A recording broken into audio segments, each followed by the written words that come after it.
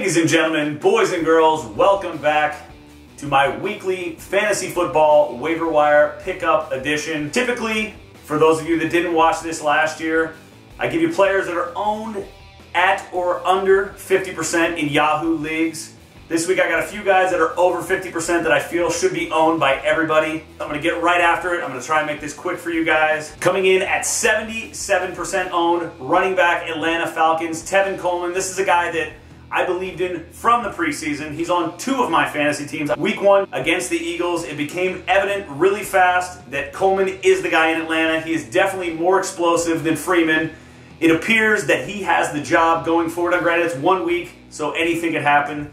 But he looked like the better running back. Had 80 yards on the ground, just looked more explosive than Freeman. This is a guy that you should add. I'm not necessarily ready to start him, but if you have to start him, I feel comfortable starting Coleman going forward. Coming in at 64% owned, Stevie Johnson, wide receiver, San Diego Chargers. This guy was long forgotten. He's come back from the dead. He caught all 6 of his targets for 82 yards and a touchdown. I feel comfortable starting Stevie Johnson only in a flex. I don't like him over a wide receiver 2, but I would start him in a flex. Tight end, 61% owned. Another guy that I drafted in the preseason. Got him on one of my fantasy teams. Austin Safarian Jenkins, tight end, Tampa Bay Buccaneers. Huge week, 110 yards receiving, 2 touchdowns. Obviously, a lot of his targets were inflated due to the fact that Mike Evans did not play in this game.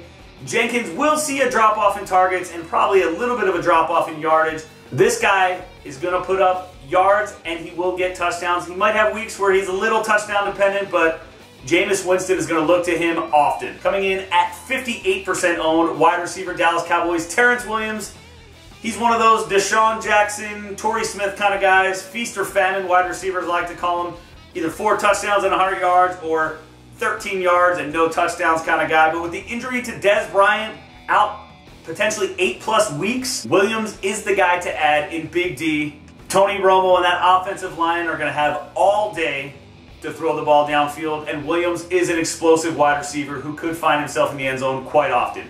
At 48% owned, running back Tennessee Titans, Bishop Sankey. I sort of banged the Sankey drum last year, only to be disappointed time and time again. Week 1, 74 yards rushing, 1 catch for 12 yards, 2 touchdowns, 1 in the air and 1 on the ground. At the very least, I'm going to add and stash him on my bench somewhere. These are guys that I definitely think you should add and potentially even start the way it's working out right now, but these are deeper league ads. 33% owned, James Jones, wide receiver, Green Bay Packers. Jones caught all 4 of his targets for 51 yards and 2 touchdowns.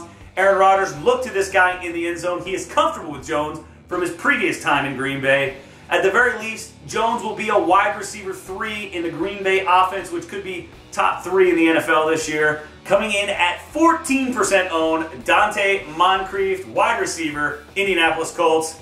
This guy had some big games last year with the Colts. It was unclear as we started the season what Moncrief's role was going to be. It became evident that he would be the number 3 wide receiver in Indy. T.Y. Hilton's a little bit banged up. He could miss at the very least this week, possibly more. Moncrief is definitely worth adding on your roster. The matchups are much better for Moncrief going forward if Hilton is out for an extended period. As always, thank you for watching. Please check back in the next few days. Mason and I will have our Week 2 NFL prediction video coming up ready to rock for you. If you have any questions, you can follow me on Twitter at Dawkblitz. Hit up the comment section. I would love to hear your comments.